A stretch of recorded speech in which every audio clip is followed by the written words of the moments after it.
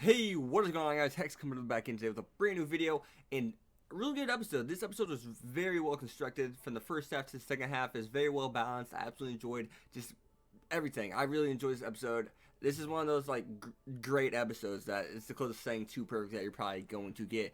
And I'm gonna go into a few reasons here. First off, the dialogue we got about Ayato, his sister, and Seiya about the past days, and we finally figured out like where, well, more. We figured out a little bit better idea where Ayato's exactly from. We know he's from a shrine, and he's been training there when he's a kid. But we actually get to see some of the training he does with his sister and even with Seiya, surprisingly enough.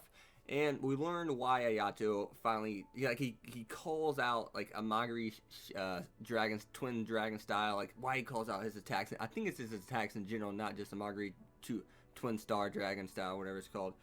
He does it because Seiya told him to, and because he thinks it sounds cool. And Amagiri, or Ayato Amagiri, originally hated it. Our main character originally absolutely just hated it and didn't want anything to do with it.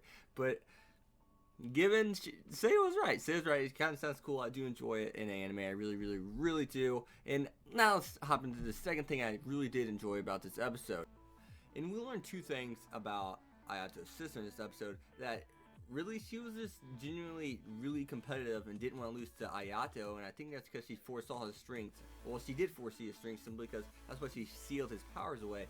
And you really see how competitive she was against him one-on-one, and how hard she was, and how she wanted him to improve. And I feel like she's really trying to improve herself in some aspects, because if you go to the fight with Seiya and Ayato, she says, "I think I panicked there for a second," and and you really just learn. She goes full power after that. You learn this.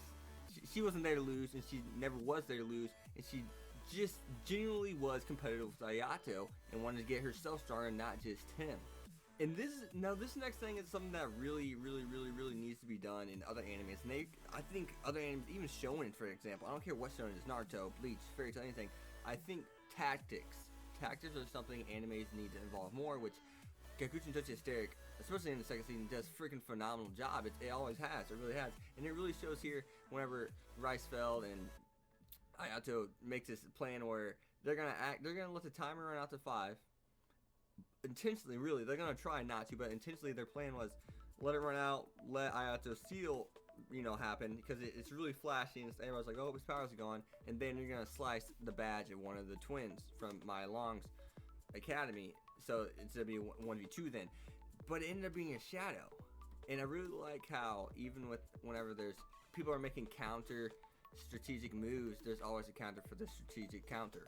And I made a confusion right there, but it's just awesome because it ended up being a shadow, and then it just seemed like they're hopelessly gonna lose. And at the end of this episode, Ayato says, "Thank you, Julius. I finally awakened." And you see that green sphere, and it kind of looked like him whenever he's unlocking his powers initially, whenever he's breaking the seal. The purple. So yeah, we had purple animation, but now it looked like it's green. It wasn't around him, but it's kind of like inside his mind. So I was like, I think he just broke the seal. And I was really wondering what was the true secret of breaking the seal. And I think that was just having someone protect Ayato in general, not only finding what he needed to protect, but what he needed someone to protect him. So it took two parts. It wasn't just a one-way street. It really took two parts for him to do this. I'm really excited to see what's going to happen in this next episode 4 of the second season, I believe. I think it's episode 16 overall, I think, something like that. I'm really excited to see what's going to happen here. I'm so hyped. The ending, I was hoping to finish up this episode, simply because I didn't want to wait a week. But as always, guys, be sure to leave a like, comment, subscribe. I do hope you guys enjoy the videos. And hey, you guys have any more video ideas that you possibly would want me to do?